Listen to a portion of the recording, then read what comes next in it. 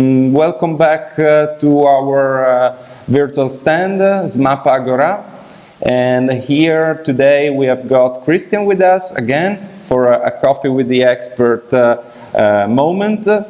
As I anticipated last time, today we will talk about water and also about IoT sensor related to the monitoring activities for understanding the level of water in rivers and other places where water is. So thank you for being here, Christian. I want to ask you a first question. If you have a couple of words for introducing yourself, and which is the story of Montem? Oh, yeah, sure. So, yes, as you heard, my name is Christian. I have a master's degree from computer science, and I am the managing partner of Montem. I'm in charge of all technical development. That would be hardware, software, firmware, pretty much everything being developed at Montem.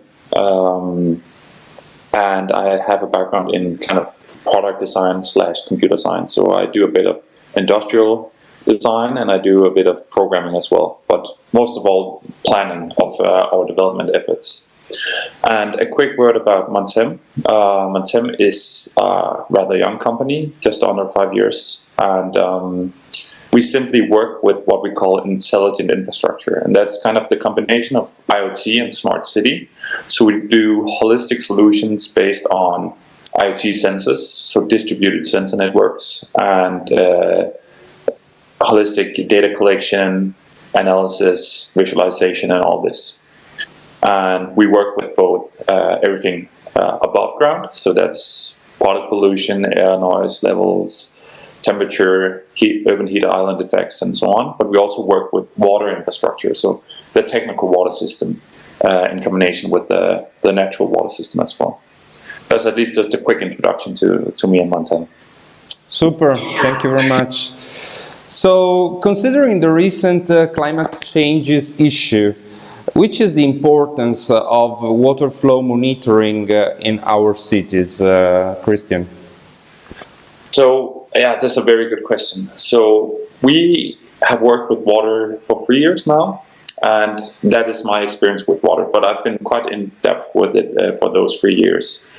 So, today and earlier, water utilities had this model-based approach where they would use what is called Urban models for saying, if we add this amount of water to the technical water system, what flows can we anticipate in our different areas of the technical water system, be it like pipes, be it manholes, combined sewer overflows, rainwater basins, and so on. And they have a rather well-defined model for how much extra water or rainfall we can anticipate each and every year. And it's huge investments being made. It's 3-digit million investments in Aarhus, for example, for doing at least investments in concrete. So that's infrastructure investments. And these are based on statistical models for this increasing amount of rainfall. But what we see today is climate change is changing that. It's actually, we're getting more water sooner than we anticipate. And these models do not adjust to this. And in that sense, it makes more and more sense to go towards this observational approach, or at least a hybrid approach, where you have IoT sensors in the water system that actually can calibrate these models. And we see more and more that at least Danish and Scandinavian water utilities turn towards these sensors. Because before it would be quite cost heavy to do these sensor points or measurement points, as you would hardwired data, hardwired power. So then the cost of just establishing a measurement point at a location would be very high. So they would be very selective where they would do this because it had to be wired. But with the recent changes in IoT, with wireless technologies such as NB-IoT, Sigfox, and all these low-power wireless communication technologies, it just makes more sense to do today because it can actually help us get more insights, more real insights into how our system behaves. Because the models are quite simplistic in that we are at this amount of water, then we anticipate this amount of water at the wastewater treatment plants. But what we see is the world, so things change without us knowing. That could be disconnects to the system or wrongly connections to the system that suddenly increases the amount of water. It can be industry that dumps a lot of water into the system that we don't anticipate. And the cost of having these sewer overflows into natural streams is quite heavy as well. And also talking about the insurance cost when we have overflows and in the city is quite heavy. And it's infrastructure that has to be there I think they have in Denmark, they have to be there for 100 years, 70 to 100 years. So the investment is rather long. But what they see is that they're not scaling the infrastructure fast enough or big enough. They're just saying that it should be able to cope with a 30-year event. But what they're seeing now is a 30-year event might happen every 5 years now. So the things are changing, and they have to adapt that to that with the IoT sensors at least. Yeah, makes sense, and also I think that is important to consider the return of the investment. So all the aspects are very, very relevant for municipalities and multi-utilities that are in charge of managing water networks. I know that you develop a sensor called DRIP, and I was curious to know a bit about the idea behind this technological solution. How does it work, and which connection are using for working every day? So the story behind DRIP is essentially two larger national research projects, and they have one is the largest project is called Donut, and the smaller one is called Oreo. So it's cake related, both of them, but they're actually made for investigating how can we have this holistic approach to observing the water, technical water system, and what kind of hardware do we need. And within these two projects, we developed the DRIP sensors, saying that there's a lot of different low-cost water level sensors today, but that is what you get. You get a hardware device, you have to configure it yourself, set it up, calibrate it, and analysis done afterwards have to be done manually. But what we tried is creating this holistic solution. So going together with water utilities and research institutions for saying, what we essentially want to know from the water system is the amount of flow. So having these sensors as low cost as possible, working on battery for as long as possible, and providing enough detailed measurements to actually create a calculated flow from our water system. And we try to make it as agnostic as possible. So that means that we don't confine ourselves to one communication technology, because each have their own advantages and disadvantages.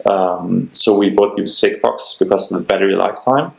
Problem with Sigfox is you can only send 12 bytes of data every, I think, 10.5 minutes. So the data resolution is quite difficult to handle. Using GSM for more for higher temporal resolution in data, and trying to work with that and try to create this approach where we both combine rain gauges, we combine things called C-band radar, so radar for detecting rain clouds and the amount of rainfall. So we kind of want to close the mass balance in the sense that we want to measure how much water do we have in the clouds, how much is hitting the ground, and how much is propagating into the technical water system. And in the end, how much do we actually receive at the wastewater treatment plant. So creating this system of IoT sensors that measures everything from the first drop of rain so that it actually goes into the sea, into the natural water streams. Yeah. Brilliant. Sounds really, really interesting. I have just one last question, then I will leave the stage to a question coming from the audience. According to your experience, do you think European cities are ready to start this digitalization path for resilience and sustainability purposes? So not to gloat, but I think Danish water technology is at the forefront at the moment. The way they cooperate with municipalities. So I think it's something that pretty much every city has a challenge with in some case. Because water is a scarce resource, we have to be very careful of how we handle it, both in the way that we affect nature, but also in the way that it affects cities, creating floods and so on. So I think it's something that all utilities have to look at, and I'm pretty sure that almost all utilities are beginning to look at. But they're very different points on their journey. Some cities or utilities have already started monitoring pretty much the whole system, and some might have started to dribble within these IT technologies, such as cloud. And that's also why the way we try to engage utilities is giving them 5 sensors, saying that we'll try to create some critical measurement points, figuring out what we can see out of the data, and try to expand the network from there. So, because I think a lot of the specialists at these utilities have some questions that they want answered, because they have an expected behavior of the technical water system that they want to verify or validate through actual observations. And sometimes they have old sensors that they don't know whether they work or whether they're calibrated. And then we sometimes also set a sensor next to that in order to calibrate it. We have some fun examples of doing that also at the treatment plants, wastewater treatment plants, where we would have a wireless battery-connected sensor with higher uptime than the one next to it, which were hardwired data and power, and measured wrong, because there's a lot of different aspects going into this, because suddenly we hit the physical world, and it depends on how you can mount these sensors, whether they're mounted like straight or just at an angle, and those create effects that propagates into the data and then into the decision making. So there's a lot of different aspects to take care of here, and I think with the current technologies out there, and not a lot of them think about this. So it's a very basic question. So when you put a sensor underneath a manhole cover, you essentially create a Faraday cage that limits how much data you can send out. You'll have a large packet loss. So how do you solve that? In our case, we actually just turned to one of the manufacturers of manhole covers, saying that we want to create a antenna optimized manhole cover that you can use for IoT. So that's something we used as well, just to enable a higher signal strength, creating adaptive mounting systems. Because suddenly when you work with IoT and go into the real world, it's practicalities that actually limit how much you can do. Because if you have, as I talked about Tuesday, you're moving from maybe 10 sensors to several hundred sensors, and you don't want to hire another guy to just drive around doing maintenance on these sensors. So you want the sensors to actually diagnose themselves and want them to kind of tell you if something is wrong. And you can do this in a variety of ways. For example, with some of the sensors I developed, having an accelerometer, so you can actually you can measure the angle which it's measuring from. So if somebody with a maintenance guy goes to a manhole cover and accidentally kind of shifts it to the side, you'll immediately get an alarm saying that these sensors have been tilted in a way that can affect measurements. It's just having as many help sensors within that IoT device, where you can actually sit from home with kind of your coffee in your hand and diagnose it without having to go into the field and doing it yourself. Because maintenance is a huge part of IoT. If you don't kind of take care of these things, you can drown in just driving around and fixing stuff. Yeah, very true. And also I would add that it's very important to test every sensor that you're going to use in your solution before installing in the real world.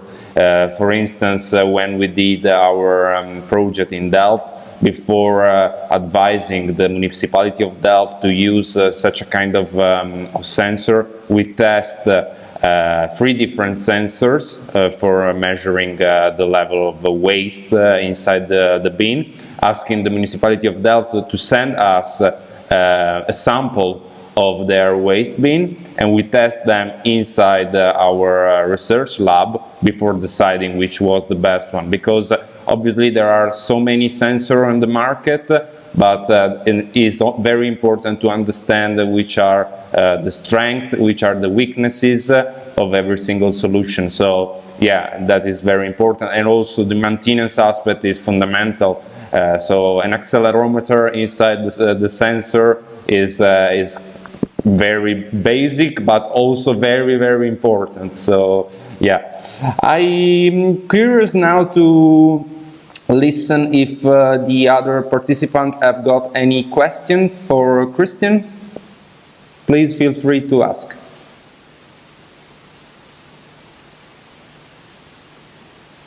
I know that Yes. Nicolo has got one. Yeah. Yes, I had a question for you, Christian. I wanted to ask you which, according to you, are the most active NGOs in the field of open data for European cities. For example, this morning, I was reading about this initiative called Open Environmental Data Project, and I was, wondering in Europe, what are we doing in this field of advocacy for better data transparency for our cities at national level and European level? Okay, that's a very good question. So, for first national initiatives here in Denmark, we have something called Open Data Denmark, which is a national initiative that kind of strives to have all municipality-related data publicly available, and preferably in kind of streaming format, so it's not statical data sets, but it's actually data coming in live from different sensors. And it can be everything from socio-economical data to rain gauges to traffic data from the cities. But it's a very open-ended platform, so it still requires like citizens or people with technical background to interact with. And I guess for more European scale networks, the one that I know is the most active is Open and Agile Smart Cities. I think it's called OASC. Actually, one of the, I think the board members, Martin Brunskov, he's here from Aarhus. He's a very, very active advocate for smart cities, for transparency within these different technologies and data models. And they work across whole Europe, both in the terms of smaller European-based or backed pilot projects, such as, what do we have? I can't remember the name of these projects, but they typically do pilot scale projects within cities and kind of analyze what is happening in these pilot projects. How do you scale IoT? How do you create IoT technologies and systems that actually can work across borders? And that's kind of the FIWARE thought as well, that you want to create kind of technology agnostic data models and systems that enables municipalities to actually have an easier time changing suppliers for some of these things. So enabling, because I guess right now the examples that I have from at least Denmark is that the way they choose suppliers is they're creating a vendor login. So they're kind of on that, or have to pay that vendor for the next 10 years because their data is essentially locked on servers that isn't theirs. But going towards open data and going towards their own data warehouses, suddenly it creates a better dynamic in the way they can actually just change suppliers for visualization, for analysis, because a lot of these things have become standardized, such as the FIWARE project and the data models.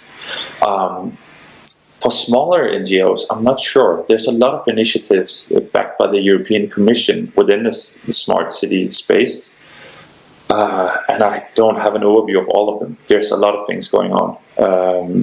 But I will say Open and Agile Smart City is one of the largest, if not the largest, and it kind of propagates into smaller projects as well. So that's a very good place to start, at least.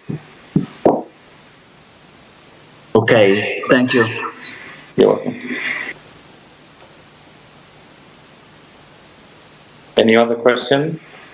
Can answer pretty much whatever you'd like, from firmware-related questions to, yeah, whatever.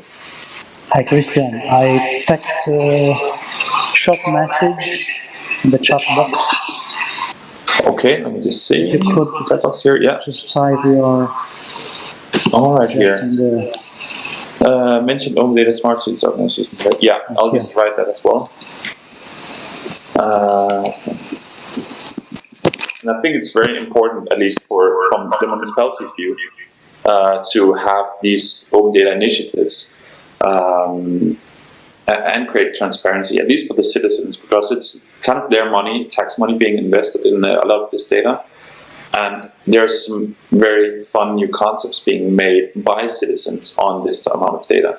And a bit as we talked about before, municipalities has also started to dribble within the space of citizen science, where you actually activate the citizens.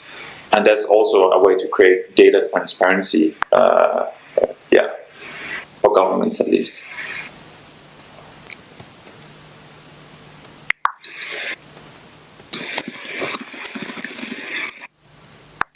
Yeah.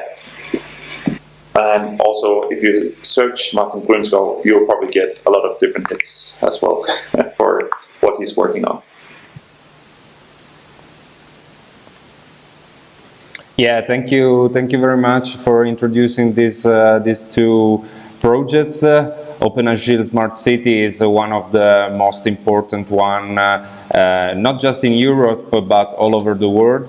So basically, every month they try to involve cities from different part of Europe, but also beyond.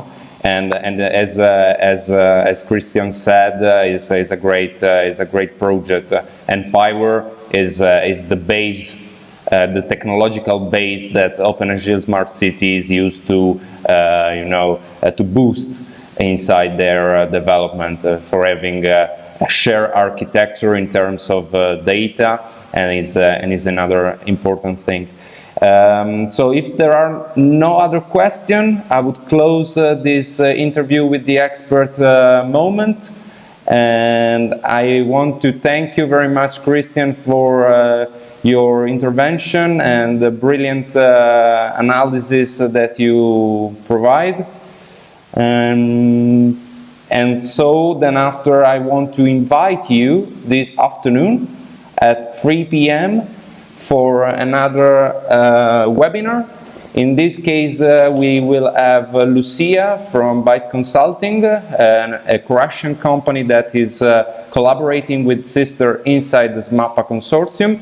And she will talk about smart agriculture and technological solution related to this domain. So I'm very curious to listen from her. And obviously, if you want to join us, you are more than welcome to be with us. So thank you very much again, and all the best, and see you later.